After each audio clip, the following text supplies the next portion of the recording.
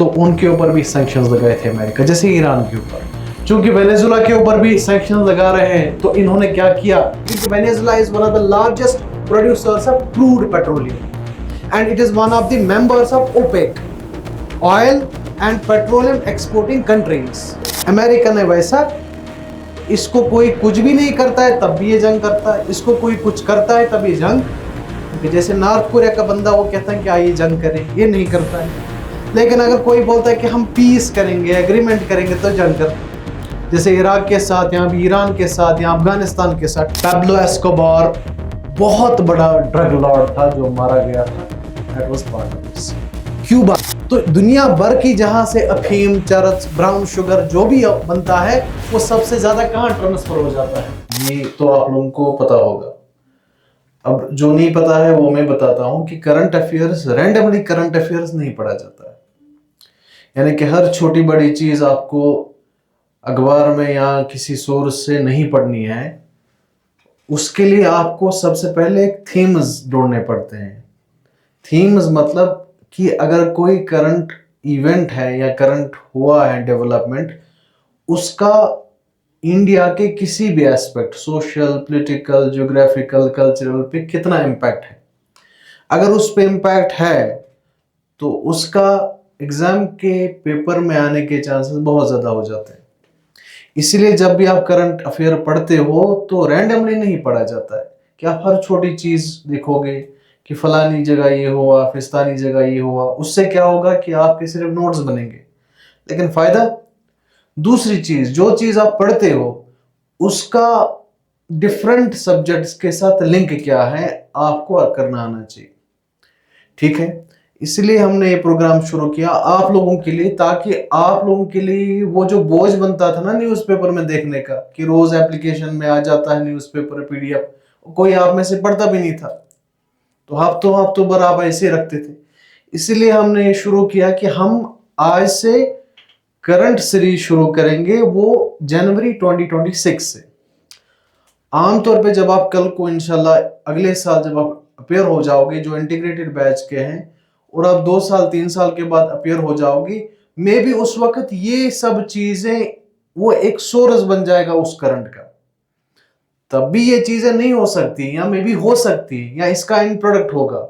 लेकिन जो अगले साल अपेयर होने वाला है उनके लिए तो जरूरी है, क्योंकि 1 साल पीछे जो करंट होता है वो पूछा जाता है, इवन 1.5 साल पीछे। ठीक है, जैसे बाकी कंपोनेंट्स आप पढ़ते हैं वैसे आपको करंट समझना और पढ़ना बहुत ज्यादा। अब उसके लिए आसानी है कि ये नहीं कि ये जो इतना ही पढ़ा रहे हैं इतना ही पढ़ना है, आप खुद से भी पढ़ सकते हैं। बट इससे एक चीज है, आपको रेलेवेंट मिल जाएगी कि पढ़ना कैसे। बात समझ आ रही है? तो सबसे पहले आप इधर सुनिए, लिखना कुछ भी नहीं है, किसी को लिखने की जरूरत नहीं है। सबसे पहले थीम्स देखने होते हैं, बंद रखो मोबाइल। थीम्स देखने होते हैं कि करंट जो है, करंट अफेयर सबसे पहले आप समझ पा रहे हो कि क्या है, what does current mean. Current का मतलब क्या है? करंट का मतलब क्या है? Present situation. लेकिन किस बारे में? सोसाइटी के किसी भी एस्पेक्ट, चाहे वो सोशल हो, चाहे वो जियोग्राफिकल हो, चाहे वो इंटरनेशनल रिलेशंस हो, इसके बारे में किसी भी रिलेटेड अगर करंट में कोई चीज हो रही है, मानो इंटरनेशनल रिलेशंस में जंग हो रही है, तो उस जंग का इंडिया के ऊपर क्या असर पड़ रहा है, तो करंट इवेंट हो गया। हालांकि वो जो चीज है इंटरनेशनल रिलेशन, वो सदियों से है, so that itself is not current, that is already existential। लेकिन उसके रिलेटेड अगर कोई चीज हो रही है, जियोग्राफी में अगर कोई चीज हो रही है, ग्लेशियल आउटबर्स्ट हो रहा है, यानी कि कहीं पे एवलांच हो रहे हैं या कहीं पे लैंडस्लाइड्स हो रही है, वो पहाड़ तो सदियों से वहां पे है ना, लेकिन अचानक क्या चीज हुई कि वहां लैंडस्लाइड हुआ, वो एक करंट बन जाता है, करंट डेवलपमेंट। ऐसे ही सोशल इश्यूज में कौन सी ऐसी चीज हुई, अगर कोई बिल पास हुई है with respect to transgenders, transgender तो सदियों से है, तब से है, लेकिन उनके रिलेटेड गवर्नमेंट ने क्या किया, इसको कहते हैं करंट। क्या कहते हैं? किसी भी एग्जिस्टेंशियल चीज के बारे में अगर हाल फिलहाल में कोई चीज हुई है, नई बात हुई है, कोई एक्शन हुई है, उसको कहते हैं करंट। ठीक है, लुबना आप थोड़ा राइट जाओ, थोड़ा कुर्सी चेयर अपने साथ लेके जाओ, हाँ अब बैठो, ठीक है, बात समझ आ रही है। अब उसी के बारे में हम एक सीरीज शुरू करेंगे, आपको एक पीडीएफ मिल जाएगी, आप अकॉर्डिंगली घर में पढ़ लेना। जो जो मैं यहाँ पे पढ़ाऊंगा उसको ध्यान से अच्छे तरीके से समझ लेना, बाकी जो भी आपकी रीडिंग होगी न्यूज़पेपर वो कर लेना। लेकिन इस प्रोग्राम का मतलब यही है कि आपके पास एक रिलेवेंट इंफॉर्मेशन और पढ़ना क्या क्या होता है और उसका आपके एग्जाम में क्या इम्पैक्ट पड़ेगा वो समझना, ठीक है। तो हाल फिलहाल में ये जनवरी की हम शुरू करेंगे, जैसे हम जनवरी से आ जाएंगे, लेकिन अभी अप्रैल का भी होगा ना, तो हम दो काम करेंगे। एक तो हम जनवरी का साथ साथ लेके चलेंगे, और दूसरा अप्रैल का जो चल रहा है वो साथ साथ लेके जाएंगे। जब हम मई जून तक पहुंचेंगे तो हमारा पिछला वाला जो फरवरी मार्च वो भी कंप्लीट हो जाएगा। तो मई के बाद हम क्या करेंगे काम, हम फिर उसी मंथ का करंट पढ़ेंगे, यानी कि हर हफ्ते अगर हम तकरीबन तकरीबन 3 हफ्ते तो लगेंगे हम 1 महीना कंप्लीट करने के लिए, ठीक है। यानी कि 3 सीरीज यानी कि 3 इवेंट्स हमें लगेंगे पिछले महीने का कंप्लीट करने के लिए, लेकिन उसमें हम इस महीने का भी करंट पढ़ेंगे। एक तो हमारा पिछला जो छूट गया है जनवरी फरवरी मार्च वो कंप्लीट करेंगे, प्लस जो करंट हमारा मंथ होगा उसका करंट पढ़ेंगे, ठीक है। ओके, यहां तक समझ आ गया, ठीक है। अब आ जाते हैं हम इस पे।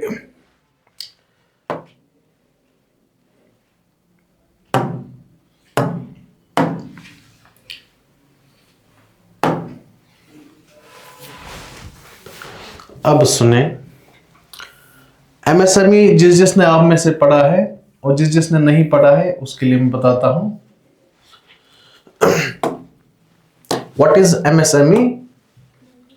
Micro small and medium enterprises.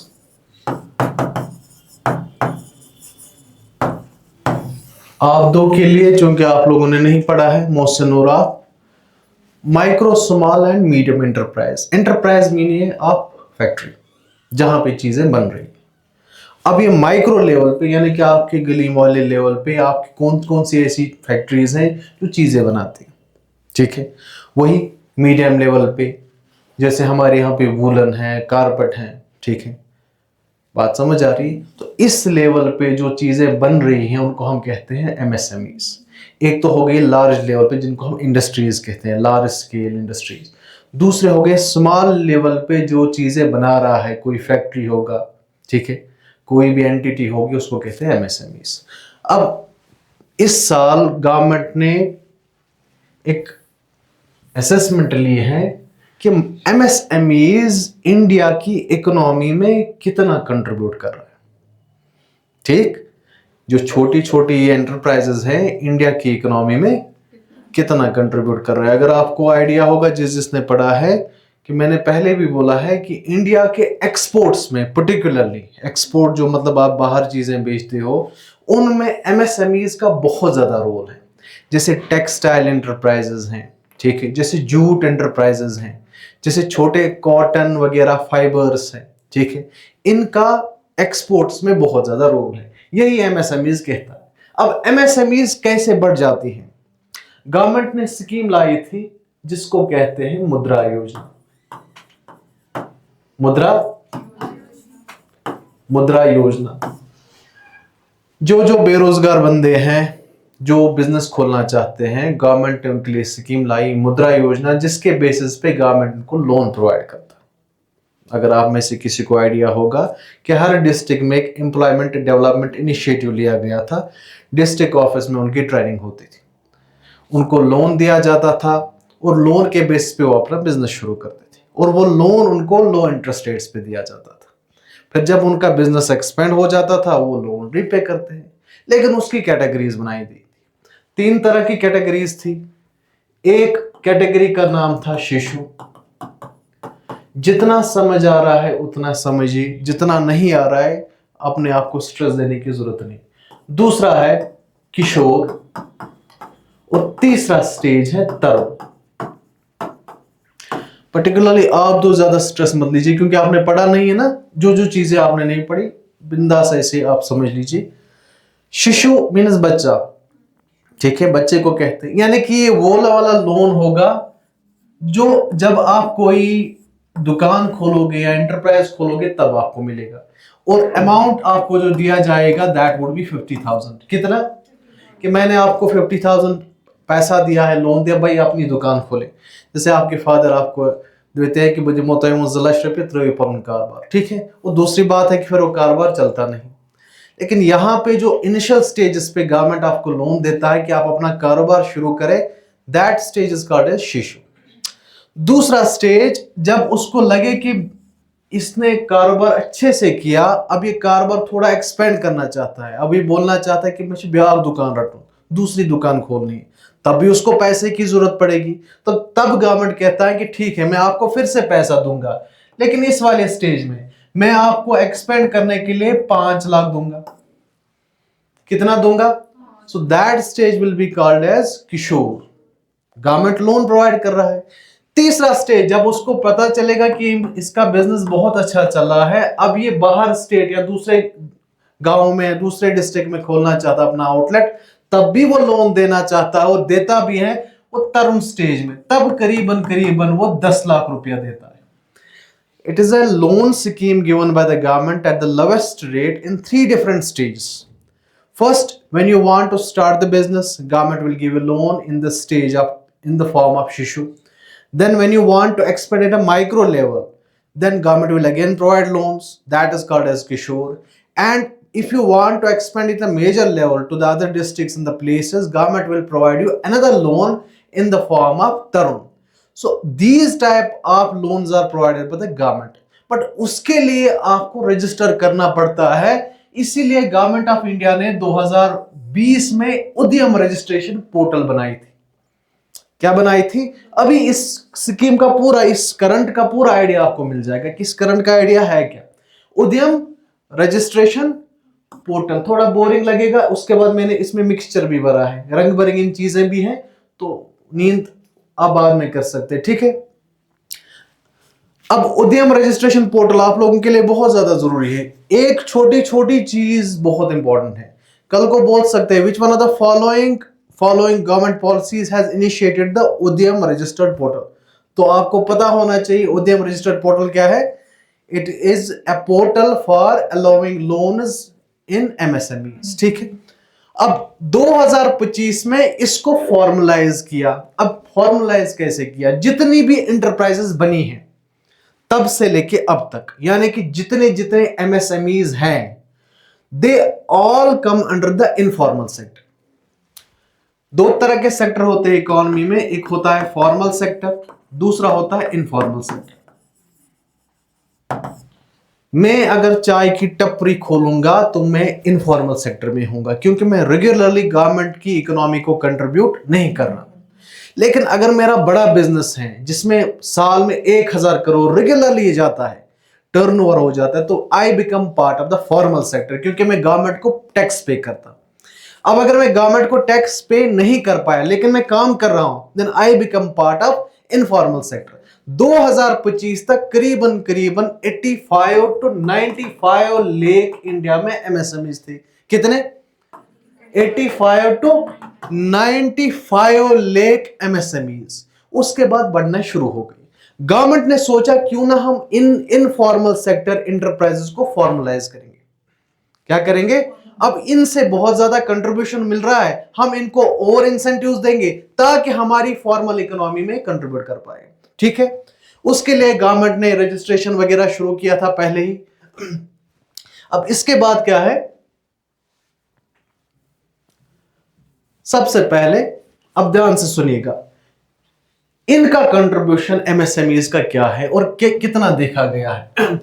सबसे पहले, it has generated estimated employment for around what 87 lakh person since inception, assisting around 10.71 plus lakh micro enterprises. अब ध्यान से सुनिए, कितनों को मिला है? That means MSMEs are one of the largest sources of employment generation. दूसरा, इस MSMEs के बेसिस पे इंफ्रास्ट्रक्चर एंड आर्टिजन सपोर्ट। हमारे यहां पे आर्टिजन कौन है?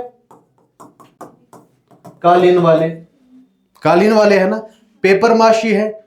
अब उनको सपोर्ट करने के लिए गवर्नमेंट ने एक स्कीम लाई थी जिसको कहते हैं पीएम विश्वकर्मा स्कीम, कि जो आर्टिजन्स हैं, सबसे पहले उन लोगों को जो फैक्ट्री में काम कर रहे थे, हम कुछ चीजें बना रहे थे, फिर इसको एक्सपेंड किया अब आर्टिजन्स को, यानी कि जो हमारे यहाँ पे पेपर माशी है, कालीन का काम, नमदे का काम, ठीक है, शाल का काम, उनके लिए स्कीम लाई गई। अब government has sanction ₹2257 crore in collateral free loans. जैसे आपको पता होगा, एक लोन है, अगर आपके घर में कोई शाल का काम करता है, अगर आपने सुना होगा, आप शादीपुरा से, आप कहां से, सुंबल में करते हैं ना काम, ये शाल वगैरह का, वो उसका काम करते हैं। सुंबल के इस वाले एरिया, डब एरिया में बनाते हैं ना वो टोकरियां वगैरह, पता नहीं आपने सुना होगा। तो टोकरियां they are part of the artisan, तो उनके लिए गवर्नमेंट ने सैंक्शन किया है कोलेटरल लोन। क्या किया है कि आधा हम उनको लोन देंगे, लेकिन उस लोन का आधा ही उनको चुकाना है, आधा गवर्नमेंट चुकाएगा।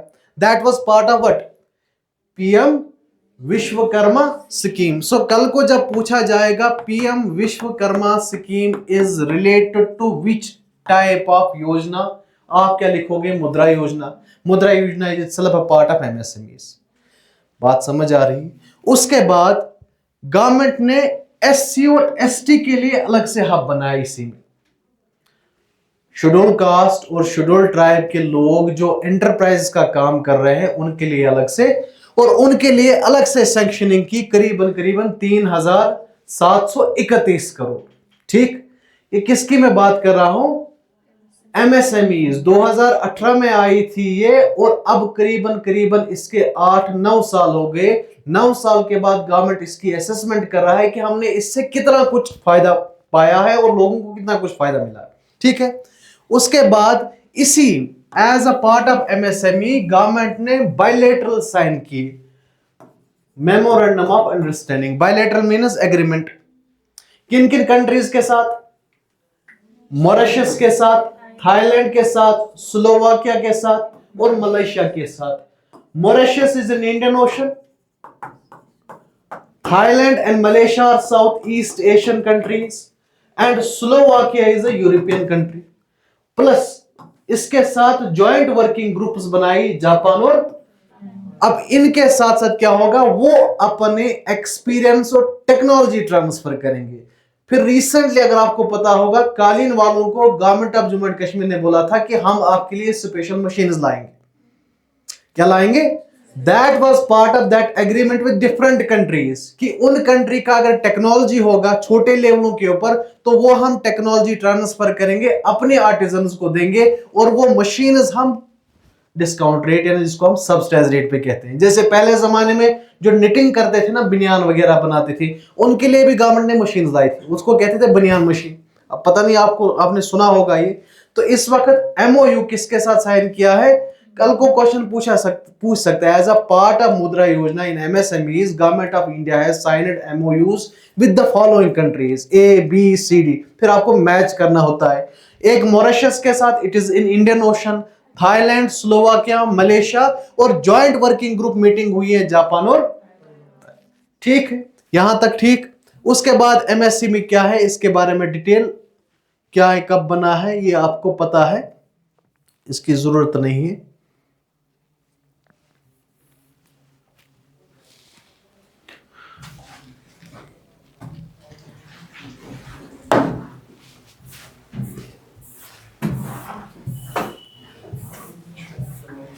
मौसम बड़ा बोर हो रहा है, और कहां फंस गया। ठीक है, अब आ जाइए इंटरेस्टिंग चीज पे।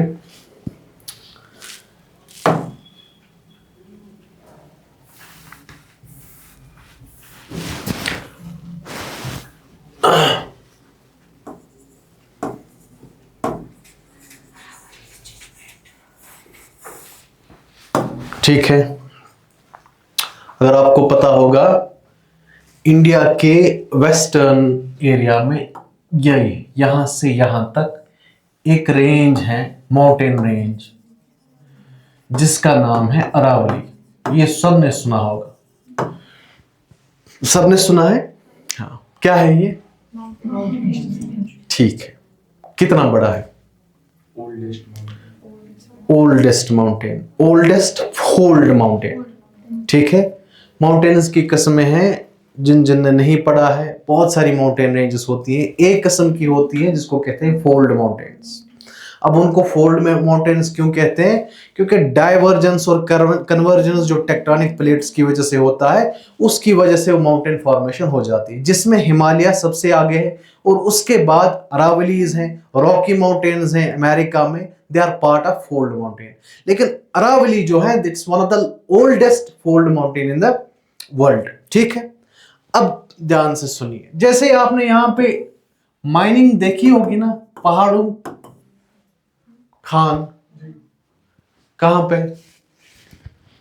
पहले बताए मुझे कहां पे वो माइनिंग मिट्टी निकालते हैं ना पहाड़ से, पहाड़ तोड़ के, कहां से? हाँ, बांडीपोरा किधर? हाँ, सुदरकोट बांडीपोरा, वहां तो बैन लग गया ना? नहीं, बैन लग गया है, वहां बैन लग गया है। ठीक है,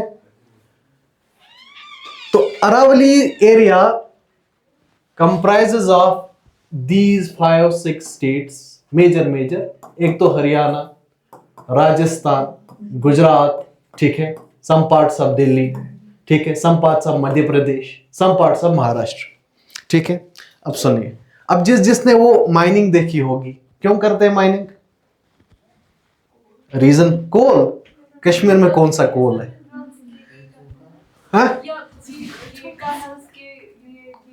हाँ, मिनरल एक्सट्रैक्शन, सैंड, मिट्टी, है ना?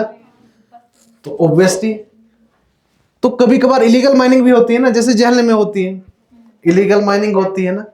ठीक है, तो गवर्नमेंट को लगा कि हमारे इतने सारे बंदे हैं जो हमें सपोर्ट करते हैं, पैसा देते हैं, उनका बिजनेस है माइनिंग करना। अब ध्यान से सुनना, क्या करना है?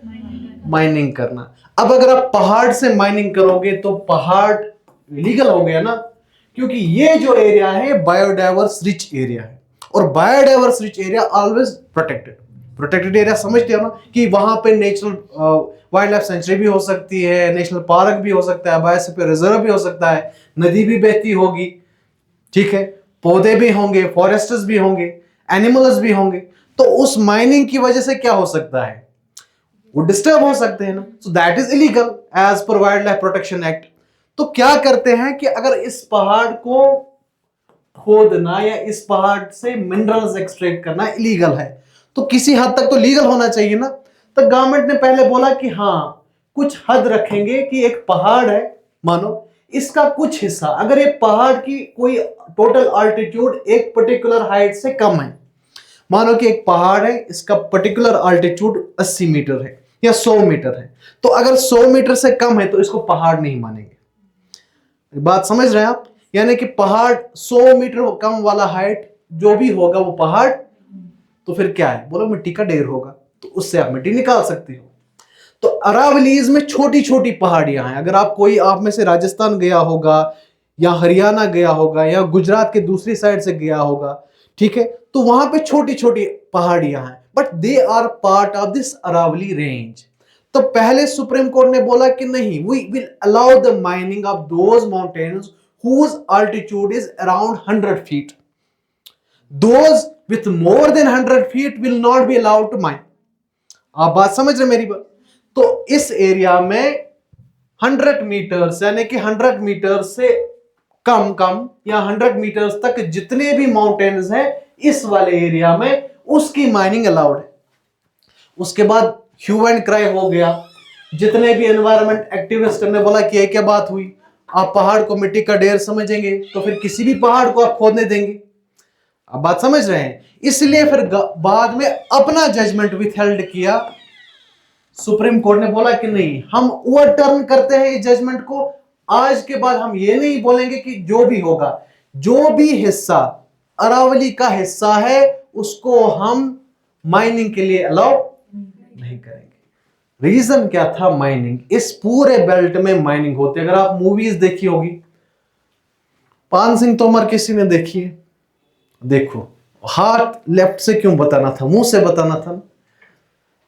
पान सिंह तोमर देखिए, छोटी छोटी वो जो ऐसी ऐसी चोटी पे वो रहते थे, चंबल के डिस्ट्रिक्ट में। मानो चंबल कला का अरावली के रेंज में आ जाता है, तो छोटी छोटी चोटियों में कितनी इलीगल सैंड माइनिंग या सॉइल माइनिंग होती होगी। तो गवर्नमेंट ने पहले बोला, सुप्रीम कोर्ट ने बोला कि 100 मीटर्स तक जो भी ये चोटी होगी उसको हम अरावली का हिस्सा या माउंटेन रेंज नहीं कंसिडर करेंगे। फिर ह्यू एंड क्राई हुआ। अब क्यों हुआ, उसकी 2 रीजंस हैं। What is this? Rajasthan and ये डेजर्ट है, बट ये वाला एरिया डेजर्ट नहीं। क्यों? Because this Aravalli range acts as a barrier to the hot loo. It protects the rest of India to become desert. आप समझे मेरी बात? अब अगर आप हर छोटी चोटी को जिसकी अल्टीट्यूड 100 मीटर है उसको अलाउ करेंगे माइनिंग में, तो फिर ये दस जाएगा सारा। So over a period of time ये जो इलाका डेजर्ट है, it will turn and it will expand to this area. एक रीजन ये है। दूसरी reason, it is world's oldest fold mountain और इसमें सेडिमेंट्री रॉक्स भी हैं, प्लस इस एरिया में बहुत सारे प्रोटेक्टेड बर्ड्स हैं। ग्रेट इंडियन बस्टार्ड इस इलाके के इस वाले हिस्से में, राजस्थान के हिस्से में कोलियोडो गाना नेशनल पार्क, किसी ने सुना है नाम? नहीं? या नेशनल बर्ड सेंचुरी इसको कहते हैं, किसी ने सुना है? National bird sanctuary is present in Rajasthan. इसका दूसरा नाम है कोलियोडो गाना national park. It is a wetland. क्या है? और वेटलैंड के साथ साथ इसकी खास सिग्निफिकेंस है, it is a Ramsar site. So दुनिया भर के जितने भी बर्ड्स हैं, माइग्रेटरी बर्ड्स, वो यहां शिफ्ट हो जाते हैं। तो अगर आप इसको अलाउ करोगे तो इसकी वजह से जो जितनी बायोडाइवर्सिटी वो तबाह हो जाएगी। So government has to, plus supreme court has to overturn its judgement. ठीक है, अब अगर क्वेश्चन पूछा जा सकता है, क्योंकि ऐसे ही पढ़ने से क्या फायदा है। पहला वाला MSMEs, how MSMEs have helped India's exports और how MSMEs have influenced India's employment generation. आप बात समझ रहे हैं? ये हो गया मेंस वाला। प्रीलिम्स वाला अगर क्वेश्चन आ जाता है, PM Vishwakarma scheme is related with one of the following. ठीक है, या which one of the following countries have signed MoUs with respect to MSMEs with India. तो उसमें मॉरिशस आ जाएगा, थाईलैंड आ जाएगा, स्लोवाकिया आ जाएगा। ठीक है, और उनमें से मीटिंग्स, हाई लेवल मीटिंग्स जब किन कैसे, जापान और, क्वेश्चन समझ आ रहा है? अब आ जाए अरावलीज में। चूंकि अरावली सिग्निफिकेंट है और पहले भी इससे क्वेश्चन पूछे जाएंगे, तो जा चुके हैं, तो फोल्ड माउंटेन्स के बारे में पूछा जाएगा। इस अरावली रेंज में कौन कौन सी बर्ड लाइफ या कौन कौन सी वाइल्ड लाइफ सेंचुरी है, या कौन कौन सा रामसर साइट है, या कौन कौन सी ऐसी जगह है जहां पे ये एक्ट करता है as a direct barrier to the desert temperature, यानी कि it becomes a barrier to distinguish or differentiate between 2 different kind of temperature seasons. एक तो moderate temperature in the Madhya Pradesh, Delhi, and extreme hot temperature in the Gujarat and Rajasthan. बात समझ आ रही है? सो हर perspective के, हर current के पीछे एक पर्सपेक्टिव होता है। अरावली एग्जिस्टेंशियल है, लेकिन इसके रिलेटेड एक जजमेंट आई, क्लाइमेट एक्टिविस्ट ने प्रोटेस्ट किया, तो ये चीजें आ गई। तो कल को यूपीएससी इसके रिलेटेड कोई भी क्वेश्चन पूछ सकता है। ठीक है, क्लियर हो रहा है? तीसरी चीज, अब आगे आइए,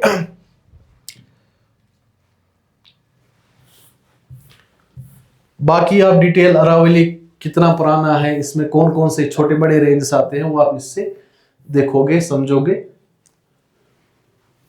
अब सुने, अमेज़न कहां पे है?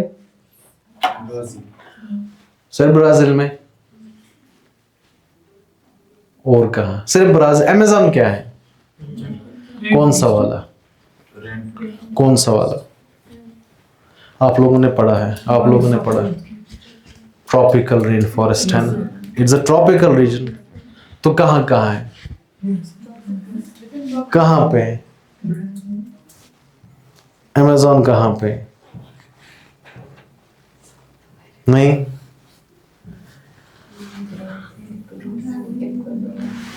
सुने, ये वाला पीरो का हिस्सा, ये पीरो है, ये बोलिविया का हिस्सा, ये ब्राजील का हिस्सा, ये ब्राजील, गवाना का हिस्सा, सूरीनाम का हिस्सा, ये पूरा बन जाता है, और कुछ पराग्वे का हिस्सा ये बन जाता है अमेज़न रेन फॉरेस्ट, दुनिया का सबसे बड़ा rain forest.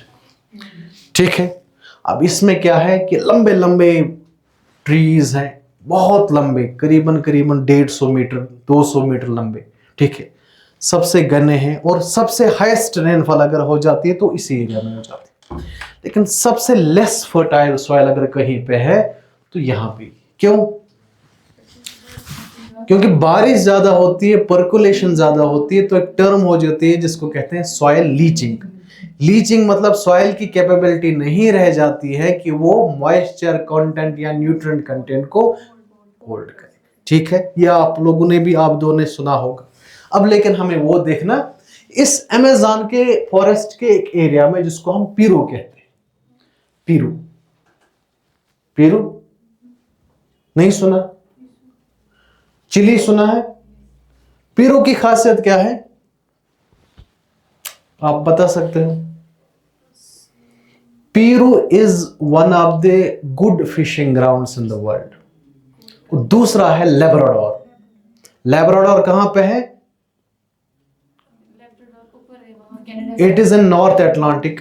Piru is in mid Pacific ocean. ध्यान से सुन, फिशिंग ग्राउंड मतलब दुनिया की सबसे ज्यादा मछलियां यहां पे पाई जाती है।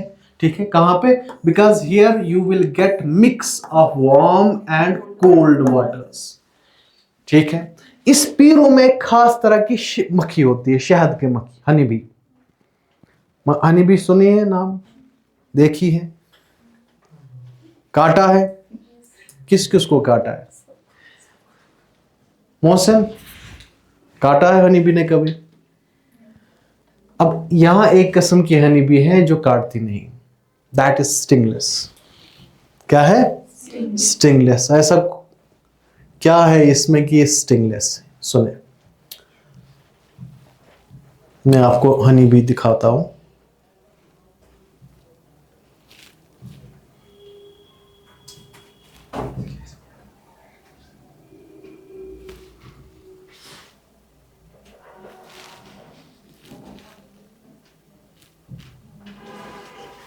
ये मानो हनी बी है।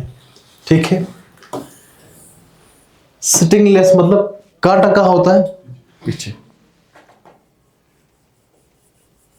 ठीक है, हनी की एक सिग्निफिकेंस बताओ, हनी बी की। एक पॉलिनेशन। सबसे बड़ा पॉलिनेटर अगर है कोई तो वो कौन है? हनी बीज। आपको पता है ना? उसके अलावा है कोई और? बर्ड्स भी एक्ट करते हैं, वाटर भी करता है। ठीक है, यह आपने सुना होगा, लेकिन हनी बी सबसे ज्यादा है। पीरू गवर्नमेंट ने बोला that we should provide legal rights to this Amazon stingless bee. Legal right जानते हैं? Legal natural right. जैसे आपका एक लीगल राइट है इंसान का, उनने बोला कि इस अमेज़न स्टिंगलेस बी का भी एक इंसेक्ट्स है या बर्ड्स है, उनको लीगल राइट मिल रहा है। ऐसा है कोई इंडिया में लॉ है?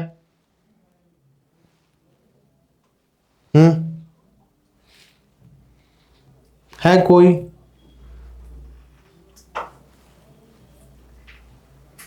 है कोई ऐसा?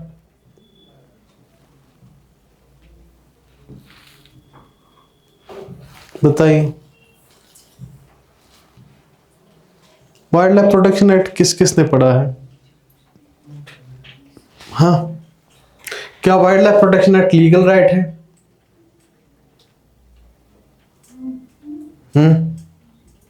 वाइल्ड लाइफ प्रोटेक्शन एक्ट आपको पता है क्या है? क्या?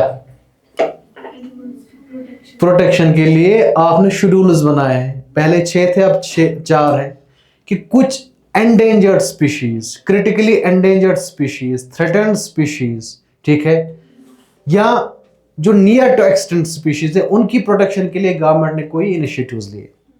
लेकिन लीगल राइट इंडिया में किसी भी इंसेक्ट एनिमल के लिए गवर्नमेंट ऑफ इंडिया ने एक वाइल्ड लाइफ बोर्ड बनाया था, और 2014 में इन्होंने रिकमेंड किया था कि इंडिया में भी जानवरों के लिए या इंसेक्ट्स के लिए लीगल राइट होना चाहिए। ठीक है, कब आया था? 2014 में animal welfare board of India versus A Nagaraja Supreme Court में आया था। तो सुप्रीम कोर्ट ने जजमेंट दी थी that India should also provide the legal rights to the 2026 में पीरू गवर्नमेंट ने स्टिंगलेस अमेजॉन स्टिंगलेस बी के लिए क्या दिया है। अब अगर आपसे क्वेश्चन पूछा जाएगा तो आपके लिए क्वेश्चन ये होगा कि जजमेंट कौन सी थी जिसने इंडिया में रिकॉग्नाइज किया था कि एनिमल्स एंड इंसेक्ट्स के लिए लीगल राइट होना चाहिए या नहीं होना चाहिए। अब बात समझ रहे हैं, वो बात समझ आ रही है। तो क्वेश्चन किसके रिलेटेड होगा? इंडियन जजमेंट के रिलेटेड। लेकिन जब आपको पीरू के बारे में पूछा जाएगा कि पीरू में कौन सा है, एक Amazon stingless bee which is famous for medicinal purposes, यानी कि किसी पर्टिकुलर डिजीज के लिए वो इस्तेमाल किया जाता है और शहद इस्तेमाल किया जाता है या एज अ पॉलिनेटर इस्तेमाल किया जाता है, तो उसके लिए पीरू गवर्नमेंट ने क्या किया? एक लीगल राइट प्रोवाइड किया। ठीक है, एक मिनट आप ब्रेक लीजिए, उसके बाद देखते हैं आगे। कंट्री ने यूरोप, अगर लग रहा है कि any country is threat to the sovereignty of America, तो अमेरिका वहां जंग कर सकता। अब ध्यान से सुनिए, ये देखिए, सबसे पहले European power should not establish new colonies in America. No, any attempt by external powers to influence Western Hemisphere nations, not only the America, but China was making agreement with Venezuela. Petro dollar आप जानते हैं कि petroleum हम सारा dollar में करेंगे, ठीक है, ट्रेड। तो चाइना ने रिप्लेसमेंट लाया था कि अब आज के बाद अगर वेनेजुला से हम कोई भी, क्योंकि Venezuela is one of the largest producers of crude petroleum and it is one of the members of OPEC, oil and petroleum exporting countries, जिसमें अरबियन नेशंस बहुत सारे हैं, रशिया है, अल्जीरिया है और वेनेजुला है। तो रशिया और चाइना इनके साथ एग्रीमेंट कर रहा था कि हम आपसे क्रूड पेट्रोलियम लेंगे, ना सिर्फ लेंगे बल्कि हम अपनी करेंसीज में लेंगे, रेनमेनबी लेंगे या रशियन करेंसी में लेंगे। आप समझ रहे बात? नाउ सेकंड देखिए, non interference, any attempt by external powers to influence western hemisphere nations would be viewed hostile to the US. बात समझ रहे? It is too much important. आपको भी बोर लगेगा लेकिन आपको इतना सारा एज देगा ये, कुछ टाइम के लिए आपको थोड़ा बर्दाश्त करना है। तीसरा, the US would not interfere in European war. अब इवोल्यूशन कैसे हुआ था? Roosevelt corollary. अब जो ट्रंप ने परसों किया, इसको कहते हैं ट्रंप कोरोलरी, कि ट्रंप ने वहां इन्वेड कराया और उसकी गवर्नमेंट को चेंज किया।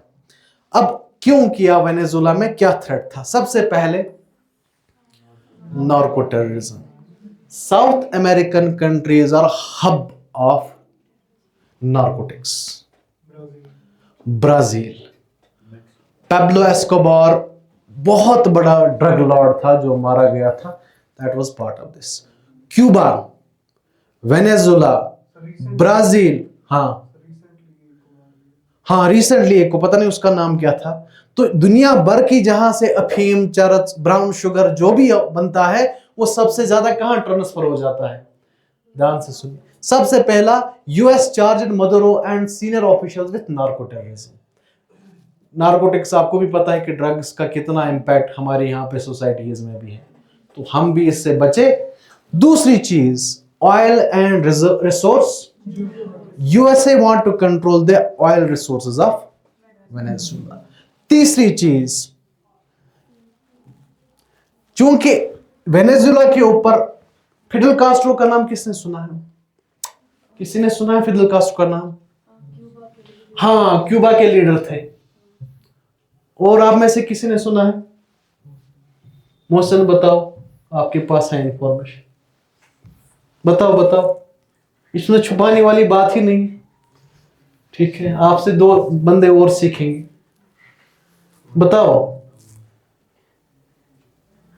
बताइए। हाँ, फिडेल कास्ट्रो क्यूबा का बहुत बड़ा रेवोल्यूशनरी लीडर था। जैसे नेल्सन मंडेला रिवोल्यूशनरी लीडर था, तो उनके ऊपर भी सैंक्शंस लगाए थे अमेरिका, जैसे ईरान के ऊपर। चूंकि वेनेजुला के ऊपर भी सैंक्शंस लगा रहे हैं, तो इन्होंने क्या किया, सैंक्शंस की वजह से इनको दूसरे पावर्स के साथ ट्रेड करना पड़ा। चाइना, रशिया, ईरान, इन 3 कंट्रीज ने 2024-25 में वेनेजुला के साथ एग्रीमेंट किया था। अब अमेरिका को लगा कि अगर हमारे बैकयार्ड में चाइना आ रहा है और पर्टिकुलरली रशिया आ रहा है, तो हमारी सॉवरेनिटी तो थ्रेटन हो जाएगी। वो एक रीजन था। उसके बाद उन्होंने क्या किया, अब सुने, अब इंटरनेशनल लॉ क्या प्रोहिबिट करता है किसी भी जगह घुसने में, जैसे ईरान में अमेरिका कर रहा है। अगर आपके ऊपर कोई जंग कर रहा है, मुसलत कर रहा है, if somebody initiates war, for example America के ऊपर, तब अमेरिका कर सकता था। ठीक है, तो एज पर general prohibition article 24 of the United Nation charter, it prohibits states from using a threatening military force against another state और territorial integrity if that integrity और territory has not threatened first one. लेकिन America ने वैसा, तो इसको कोई कुछ भी नहीं करता है तब भी ये जंग करता है, इसको कोई कुछ करता है तब ये जंग, जैसे नॉर्थ कोरिया का बंदा वो कहता है कि आइए जंग करें, ये नहीं करता है। लेकिन अगर कोई बोलता है कि हम पीस करेंगे, एग्रीमेंट करेंगे, तो जंग करता है, जैसे इराक के साथ, यहाँ भी ईरान के साथ, यहाँ अफगानिस्तान के साथ। ठीक है, तो 2 चीजें आपको इसमें से याद रखनी है, एक मोनरो डिक्लेरेशन या मोनरो डॉक्ट्रिन जिसको कहते हैं, दूसरा वेनेजुला की इंपॉर्टेंस इंटरनेशनल डोमेन में क्या है, it is about the crude petroleum reserve.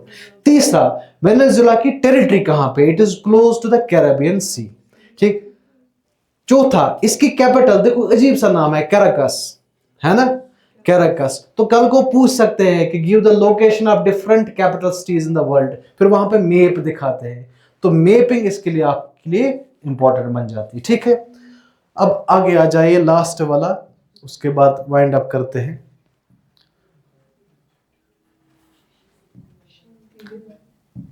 नहीं, अभी दूसरी वाली देखते हैं।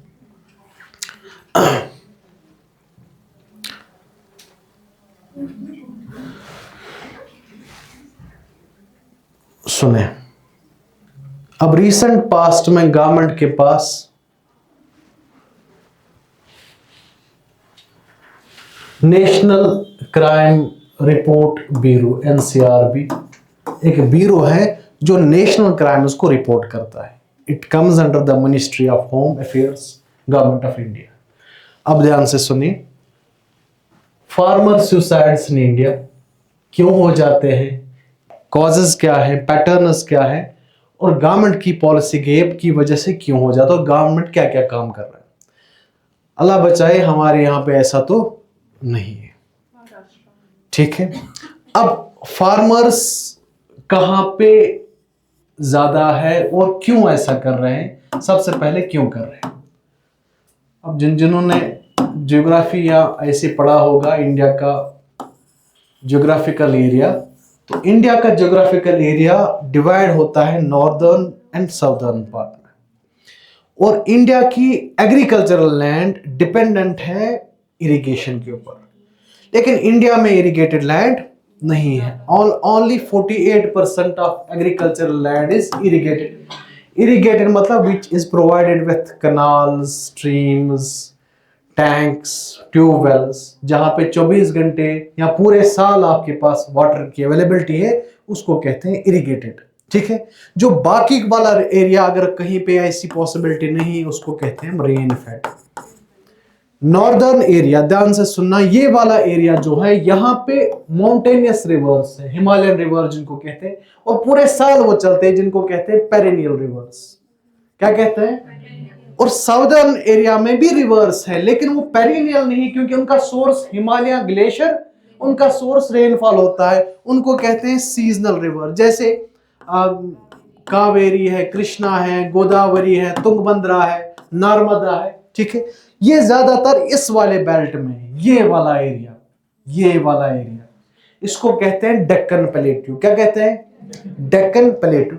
इस वाले एरिया में लेकिन फार्मिंग भी बहुत ज्यादा होती है, और सबसे ज्यादा फार्मिंग जो होती है कमर्शियल क्रॉप्स की होती है। क्या होती है?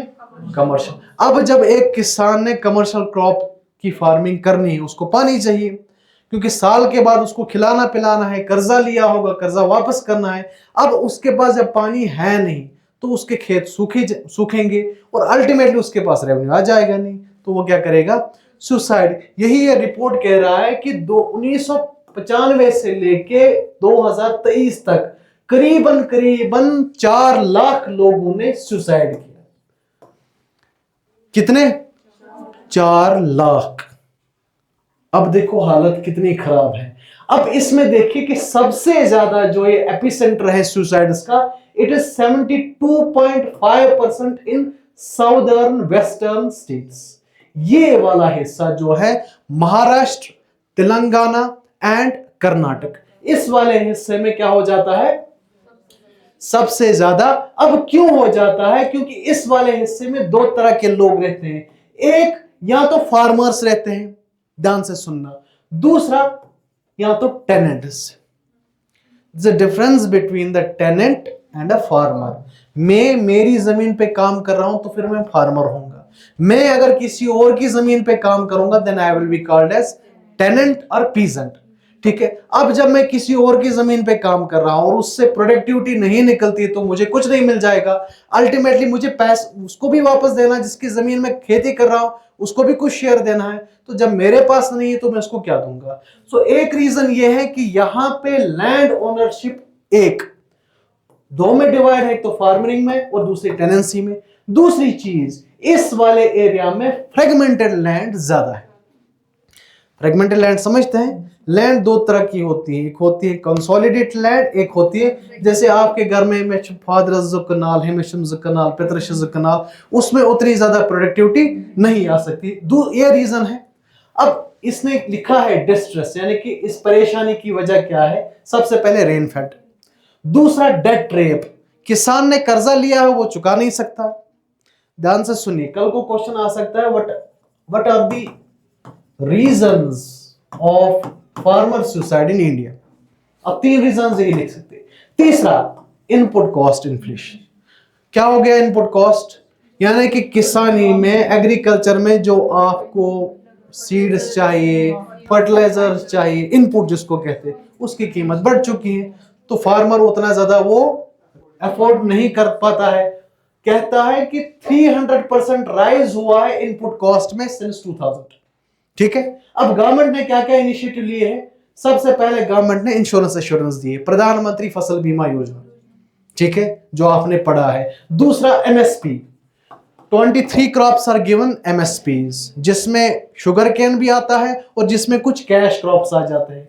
चौथा, लेबर सिक्योरिटी, फार्म वेजेस, यानी कि अगर कोई किसानी करता है उसको वेज मिलेंगे।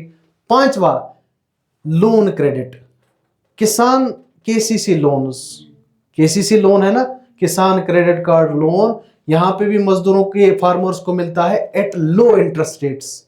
आप कब तक चुकाओगे उसका कोई वह रिटर्न नहीं होता, चुकाने चाहिए, कभी कभार तो वे ऑफ करते हैं। तो गवर्नमेंट ने ये पॉलिसीज लाई है एज ऑफ नाउ, ताकि ये चीजें हम ओवरकम कर सकते हैं। ठीक है।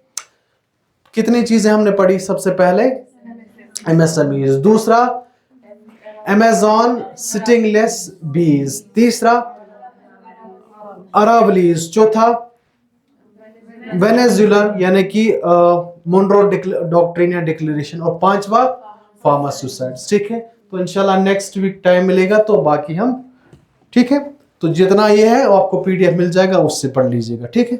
Thank you.